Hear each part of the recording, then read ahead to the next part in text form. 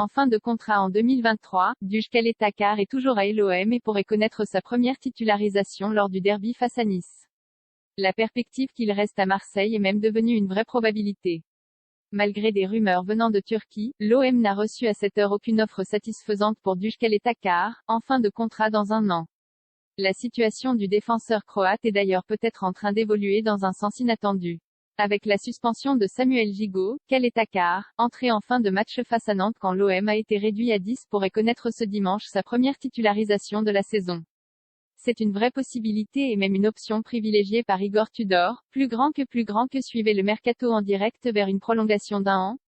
L'OM le vendra s'il y a une offre intéressante en cette fin de mercato, mais les jours passés, au sein du club, l'idée qu'il puisse rester, pour renforcer une défense parfois fébrile, fait son chemin, d'autant plus s'il y avait un départ de Léo Balerdi, voire par ailleurs, que l'OM ne retiendra pas. Kale Takar est donc progressivement en train de se refaire une place dans l'effectif marseillais, et il est même aujourd'hui probable que le Croate reste à Marseille, ce qui ne lui déplairait pas.